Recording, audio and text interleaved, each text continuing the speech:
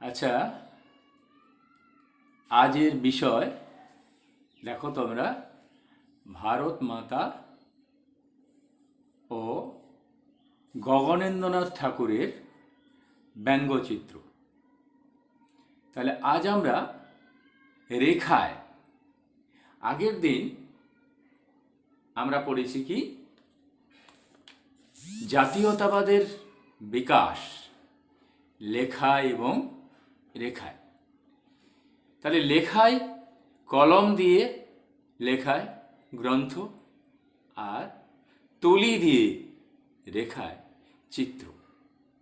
তাহলে সেই চিত্রের মাধ্যমে জাতীয়তাবাদের বিকাশ, সেই চিত্রের মাধ্যমে কিভাবে জাতীয়তাবাদের বিকাশ ঘটেছিল, দেশপ্রেম জাগরিত হয়েছিল, সেই বিষয়ে আমরা আজ দুটো বিষয় জানব। এক নম্বর হলো ভারত মাতা, একটি চিত্রের নাম, এবং দুই গগনেন্দ্রনাথ ঠাকুরের ব্যঙ্গচিত্র।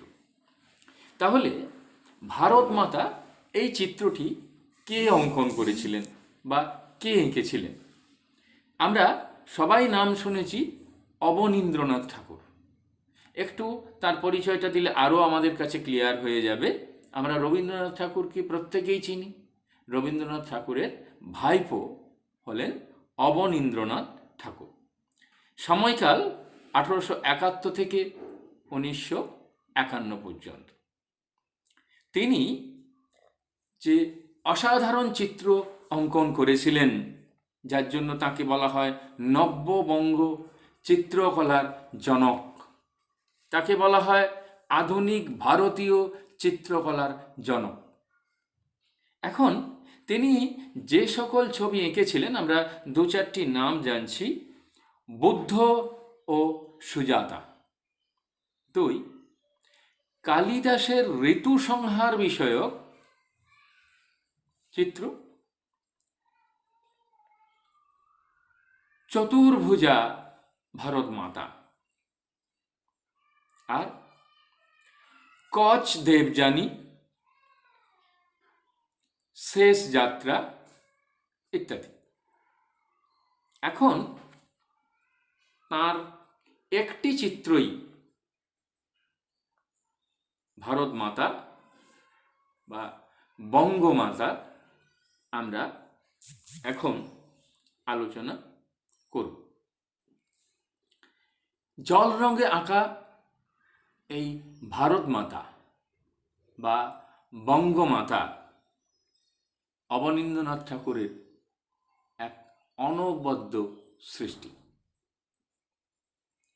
এই চিত্রের মাধ্যমেই বঙ্গভঙ্গের সময়ে জাতীয়তাবাদী আন্দোলনের রক্তরাঙা দিনের সময়, যখন মানুষের আকাশে বাতাসে দেশপ্রেম জাতীয়তাবাদের বন্যা বয়ে যাচ্ছিল, সেই বঙ্গভঙ্গের প্রেক্ষাপটেই সেই সময় তার এই বিখ্যাত চিত্র ভারত মাতার অবতারণা। এই ভারত মাতাকে তিনি বঙ্গমাতা বলে উল্লেখ করেছিলেন। পরবর্তী ক্ষেত্রে ভগিনী নিবেদিতা, যাকে আমরা মার্গারেট এলিজাবেথ নোবেল, যাকে আমরা বেশি চিনি ভগিনী নিবেদিতা, তিনি এটির নাম দিয়েছিলেন ভারত মাতা। তাহলে সেই বঙ্গভঙ্গের সময়ে, সেই রক্তরাঙা দিনগুলির সময়েই তাঁর এই বিখ্যাত চিত্র ভারত মাতা রচিত হয়েছিল। এই ভারত মাতা ছিলেন দেবী লক্ষ্মী রূপে, বৈষ্ণব রূপে সমৃদ্ধির দেবী লক্ষ্মীর আবির্ভাব।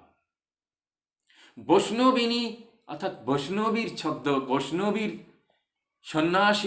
সন্ন্যাসিনীর ছদ্মবেশে সমৃদ্ধশালী সমৃদ্ধের দেবী লক্ষ্মী প্রকাশ। তিনি বাস্তবে কিন্তু সাধারণ নারী, কিন্তু কল্পনায় তিনি গেরুয়া বস্ত্র পরিহিতা চতুর্ভুজা নারী। এখন আমরা এই চিত্র সম্পর্কে একটু দেখে নিই।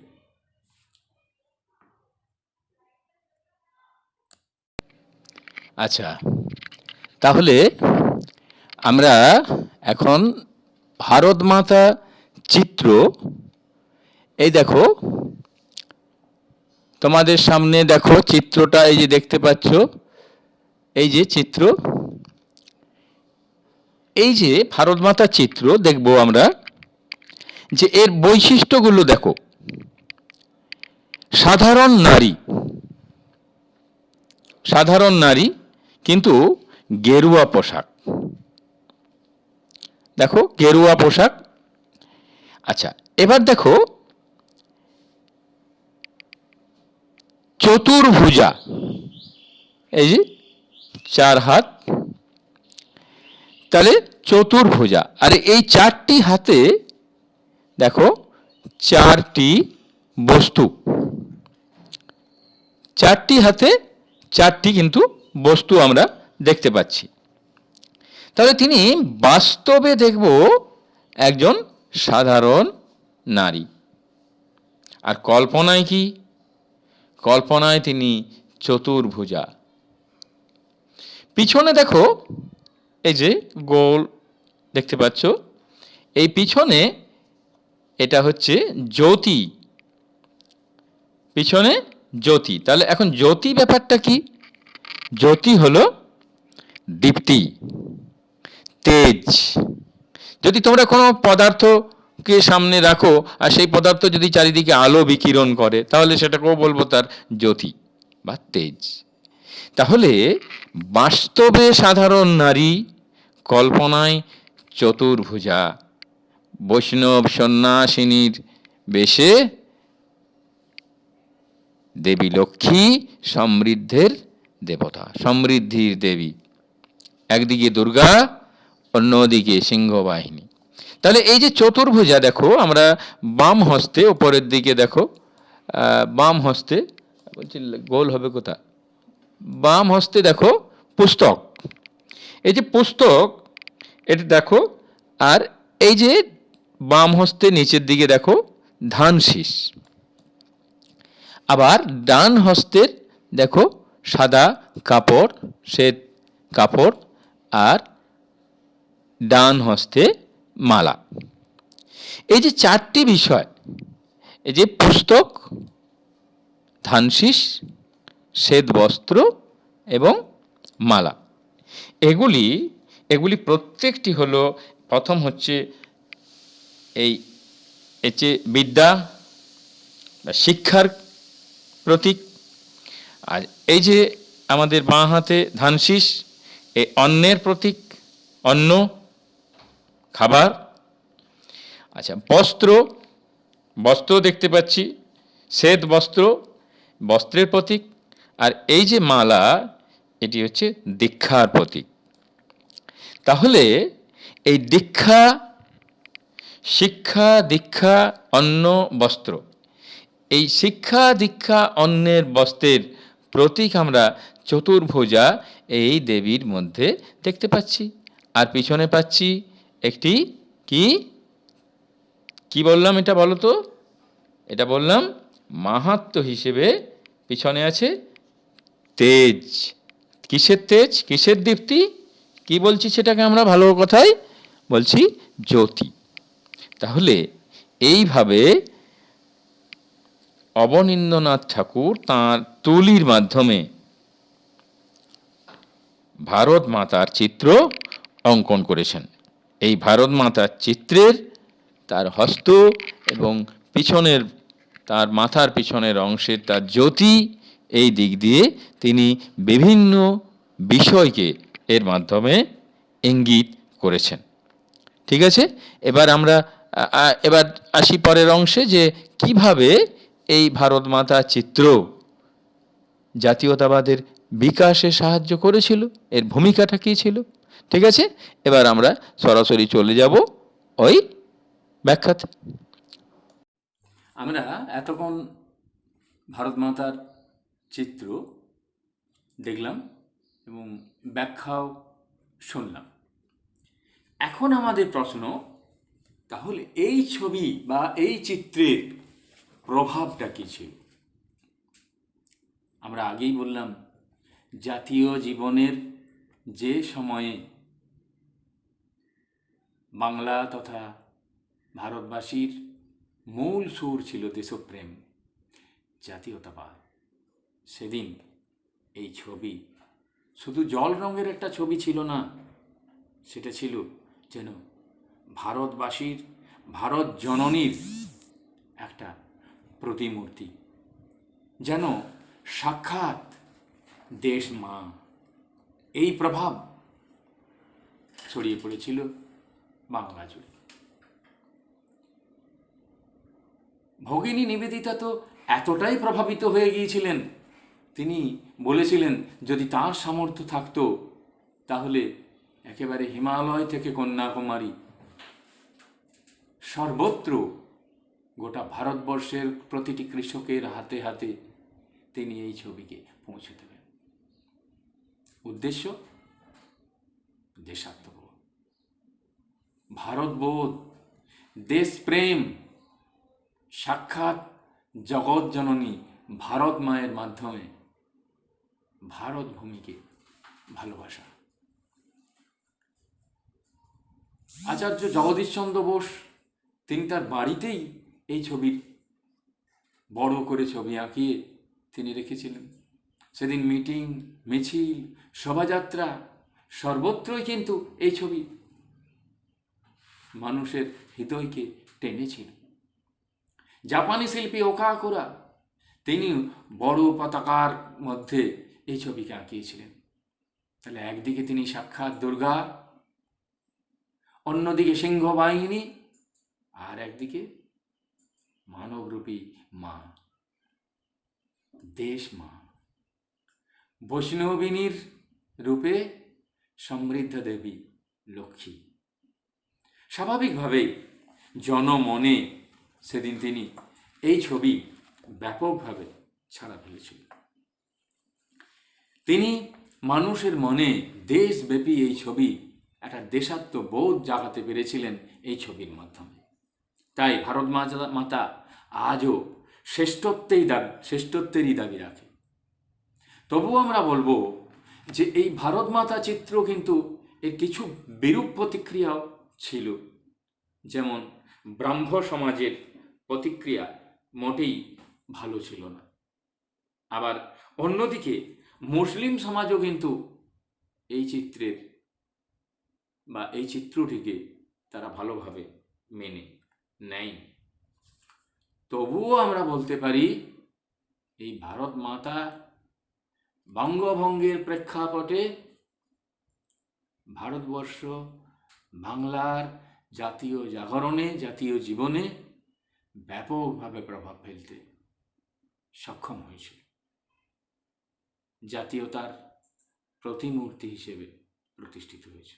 এখনও যেটি কলকাতায় ভিক্টোরিয়া মেমোরিয়াল হলে সংরক্ষণ করে রাখা আছে এই চিত্রটি।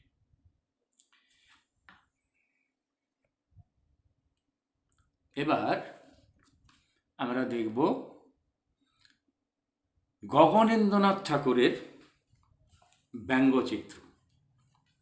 তাহলে আমরা হয়তো প্রশ্ন বলতেই পারি যে গগনেন্দ্রনাথ ঠাকুরের ব্যঙ্গচিত্রে কিভাবে ঔপনিবেশিক সরকারের সমালোচনা ফুটে উঠেছে, বা তৎকালীন বাংলার জাতীয়তাবাদী চেতনা সৃষ্টিতে এই গগনেন্দ্রনাথ ঠাকুরের ব্যঙ্গচিত্রের প্রভাব লেখো। যাই হোক, এখন ব্যঙ্গচিত্র কথাটা আমরা খুব ভালোভাবে পরিচিত, কিন্তু শব্দটা দিয়ে নয়, আমরা পরিচিত কার্টুন দিয়ে। কার্টুন আমাদের সবার প্রিয়, আমরা সবাই ছোটবেলায় আমরা সবাই দেখেছি। এখনো তোমরা বিভিন্ন টিভি চ্যানেলের খবর বা বিভিন্ন সময়ে দেখবে কার্টুনের মাধ্যমে ভারতবর্ষের রাজনৈতিক নেতৃবৃন্দের বিভিন্ন আলাপচারিতা, বিভিন্ন ছোট ছোট ঘটনাকে তুলে ধরা হয়। তো সেটাকে আমরা বলি ব্যঙ্গচিত্র। তাহলে তোমাদের কাছে ব্যঙ্গচিত্র আশা করি ক্লিয়ার হয়ে গেল। ব্যঙ্গচিত্র বিষয়টা কি, কিভাবে। তাহলে এই যে ব্যঙ্গচিত্র, কার্টুনের মাধ্যমে, ব্যঙ্গের মাধ্যমে কোনো একটা বিষয়কে তুলে ধরা, সমাজের কোনো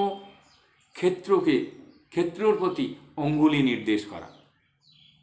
তো সেই গগনেন্দ্রনাথ ঠাকুর সেই ব্যঙ্গচিত্রের মাধ্যমে তিনি কিভাবে জাতীয় জাগরণ তৈরি করেছিলেন, কি করে ঔপনিবেশিক সরকারের সমালোচনা করেছিলেন। এখন তার আগে আমরা জানব এই গগনেন্দ্রনাথ ঠাকুর কে ছিলেন। আমরা কিছুক্ষণ আগেই পড়লাম অবনীন্দ্রনাথ ঠাকুরের ভারত মাতা চিত্র। তাহলে গগনেন্দ্রনাথ ঠাকুর তিনি কে? তিনি ছিলেন অবনীন্দ্রনাথ ঠাকুরের বড় ভাই, অগ্রজ। এই গগনেন্দ্রনাথ ঠাকুরের সময়কাল আমরা যদি দেখি 1867 থেকে 1938। আমাদের মনে রাখার একটু সুবিধে হবে, অবনীন্দ্রনাথ ঠাকুরের বড় ভাই অগ্রজ, তাহলে তার জন্ম 1867 সাল, আর ভাই অবনীন্দ্রনাথ ঠাকুরের জন্ম 1871 সাল। তাহলে আমরা মনে রাখতে পারবো একটু সহজ করে যদি ভেবে নিই জন্ম বা সময়কাল। যাই হোক, এখন আমরা দেখব যে গগনেন্দ্রনাথ ঠাকুর তিনি তার এই কার্টুন চিত্র বা বিভিন্ন ব্যঙ্গচিত্র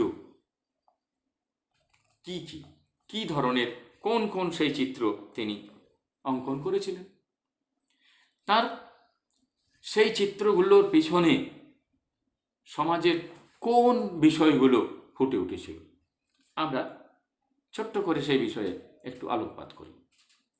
তার বিভিন্ন যে চিত্রগুলো, অদ্ভুত লোক, বিরূপ বস্ত্র,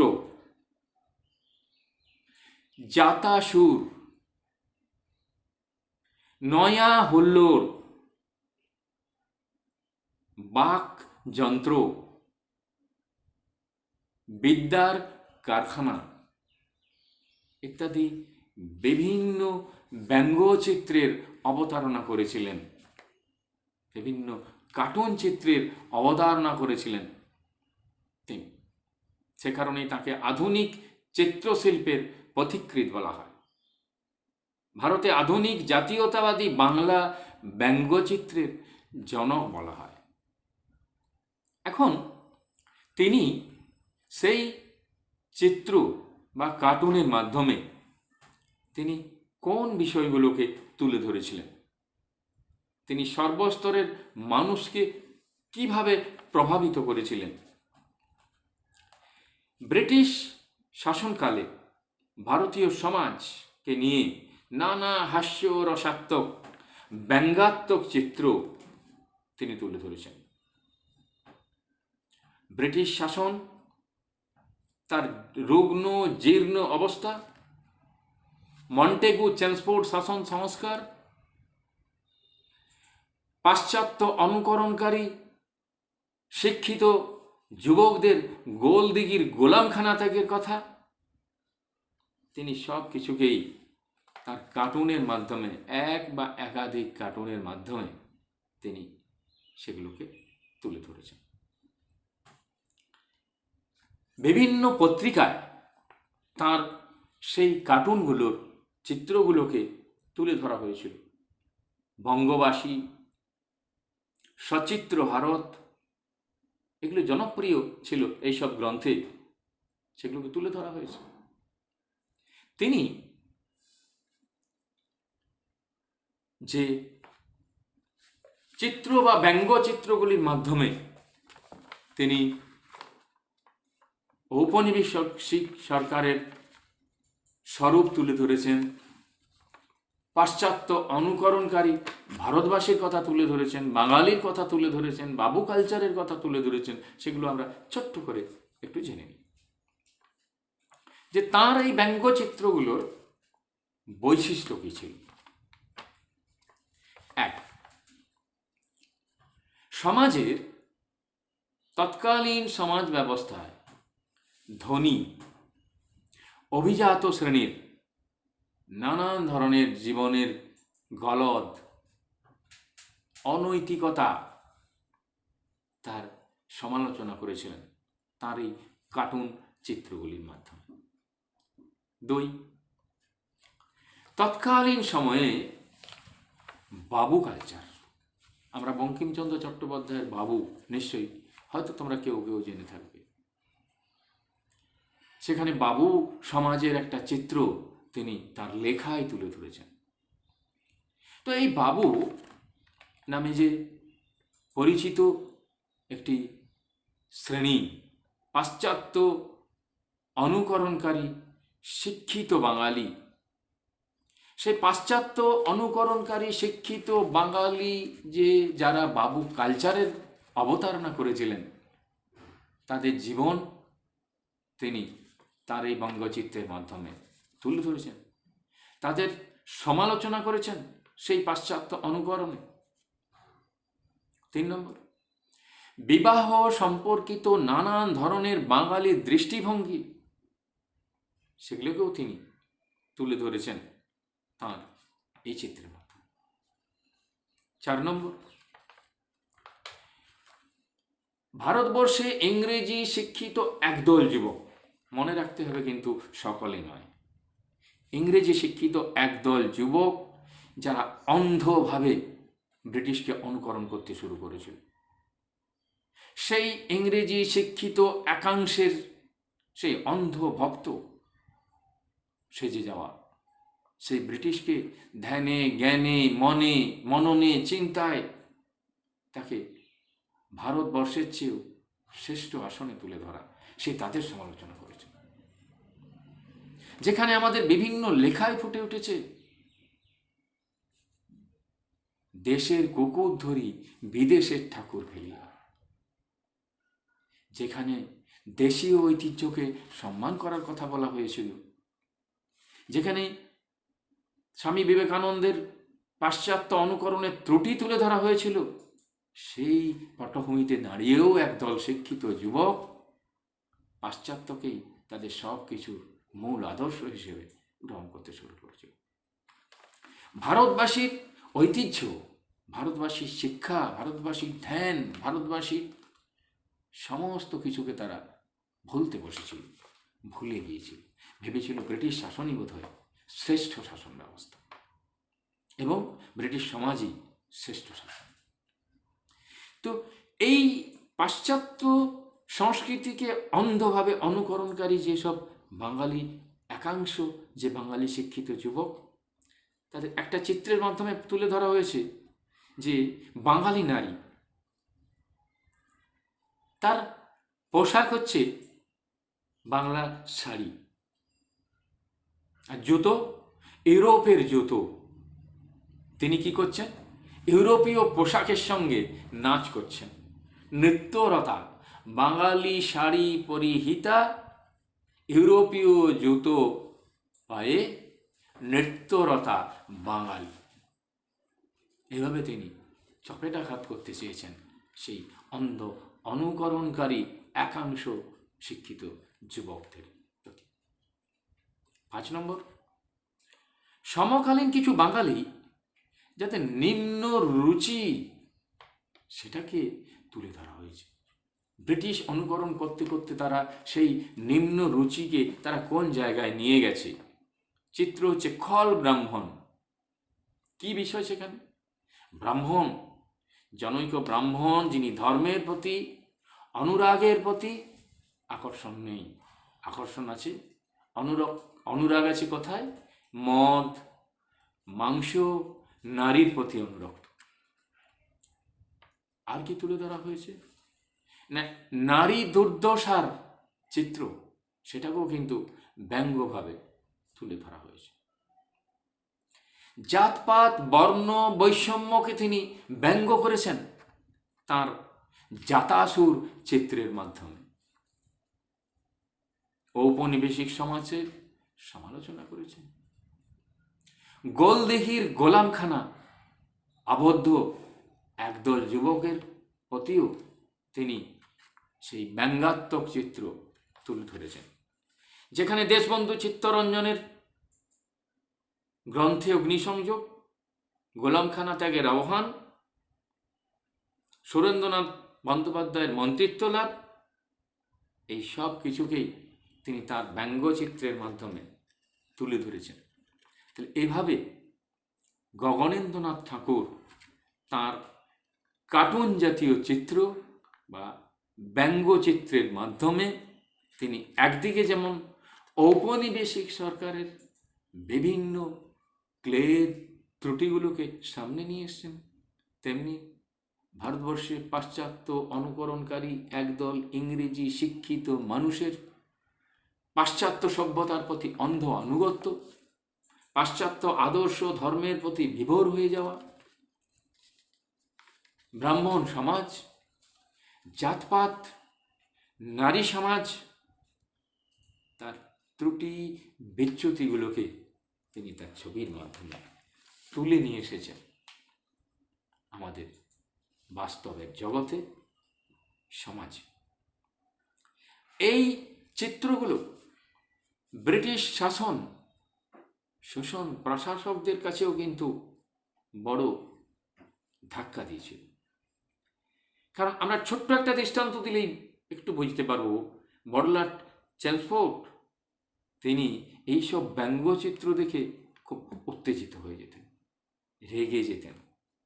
তো যাই হোক, আমরা আজও যদি দেখি বিভিন্ন টিভি চ্যানেলে রাজনীতিবিদদের বিভিন্ন ধরনের ঘটনাকে, বিভিন্ন কথোপকথনকে কার্টুনের মাধ্যমে তুলে ধরা হয়, তাহলে স্বাভাবিকভাবেই গগনেন্দ্রনাথ ঠাকুর রচিত তার যে ব্যঙ্গচিত্র আজও জাতীয় জীবনে সমান গুরুত্বপূর্ণ।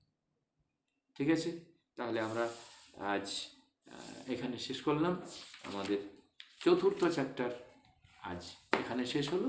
নেক্সট চ্যাপ্টার আমরা আবার পঞ্চম চ্যাপ্টার পরের ক্লাসে শুরু করব।